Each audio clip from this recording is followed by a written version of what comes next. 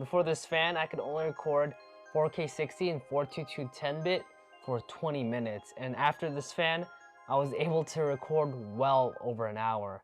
Today, I'm going to be talking about the Ulanzi cooling fan and figure out whether it's right for you or not. So let's move on to the product and talk about pricing. I was able to pre-order this and buy it for only $19, which I think for $19 is well worth it. Now Ulanzi is selling it for $39, $20 more. But knowing what I know now, would I buy this for $39? I don't know. I'd have to think about it. Now let's move on to opening this up. As you can see on the very front, you can get two colors.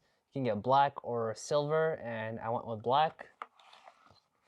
So in here we have the fan and we get a charging cable. Below this, we get a set of instructions, which I lost. Lastly, you get one of these little sticky guys you put on the back of your camera, which the fan suction mounts onto and does a okay job, and I'll explain why in a little bit.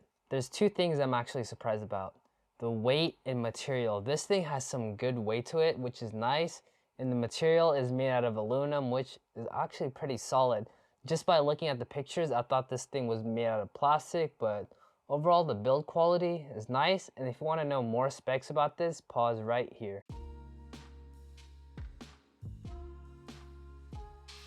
So to basically install this, it's super straightforward and super simple. You basically peel this black tape off, you place it on the back of your camera, and then you just place this behind it, and it actually sticks on there, but not as well as with having that on. Let's see this thing in action. So to turn it on, all we have to do is hold it down. It's on and it starts at 0. Then we have the first speed, second speed. Here it is up close to my mic. First speed, second speed. And it gets quite loud, especially on the second speed. First speed, you could get away with it, but it's pretty close. So I'd imagine that you'd be able to hear this when you have a shotgun mic on your camera. So let's talk about record times. I used the ZV-E1, which I'm currently recording on, to test this, but it was a very similar setup to the ZV-1 that's right in front of me. I know it's very confusing. ZV-E1 and the ZV-1, but same setup. So I had the fan on the back of the camera just like this, suctioned on, and I had a dummy battery connected to a portable charger. And before this fan, I could only record 4K 60 and 422 10-bit for 20 minutes. And after this fan, I was able to record well over an hour. I even got to an hour 15, which I just stopped the recording at that point because I'm never going to be recording 4K 60 for over an hour. 4K 60, I'm usually just doing small bursts, but maybe for an interview, I'll for sure be recording in 4K 24. I don't know when I would ever need to record in 4K 60 over an hour, but hey, at least I know I can do it. I guess one really interesting to take note of is that the camera was just as hot after that hour as it was when I was recording for 20 minutes without the fan, which is kind of crazy to think about it, how well this fan works. Just like any fan, it's gonna make some noise, but how bad is it? So I'm gonna use my ZV-1 to test it. I'm testing the audio with the ZV-1 and the fan speed set to 1. What do you guys think? Can you guys hear it? Alright, now let's move on to speed 2.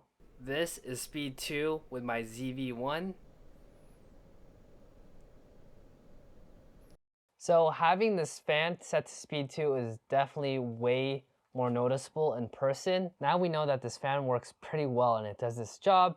It sticks onto the material that they give you pretty well, but that's also one thing, and my biggest complaint is the suction cups that it uses. About every 10 to 15 minutes, as the camera got hotter, I would have to keep pressing this on there, and you know, that's okay for most people, but let's say you're doing an interview or you're doing some gimbal work, that may cause you some problems because you don't want to be moving back and forth between sets, or you don't want to be hanging out a window or over a cliff and just having this fall off.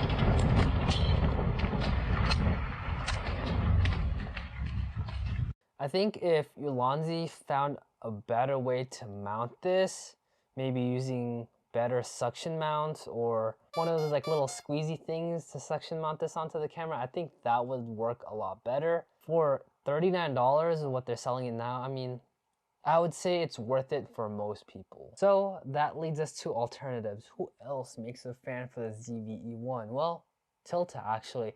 But the caveat is you have to buy the Tilta cage, which both the fan and the cage from Tilta is going to set you back around $140, $150, whereas this is only $39, which isn't too bad. And we know that it works. The only sucky thing about this is in order to close the screen is you have to take this off and then you'll be able to fold it. But with the Tilta fan, it folds down and you can close this and the fan goes back over like that, making it, you know, a complete system which will never fall off, and it's just gonna be way easier putting away things, which I think I'll be moving to the Tilta system in the future. But yeah, Tilta, if you're watching this video, hit your boy up and I'll do a review.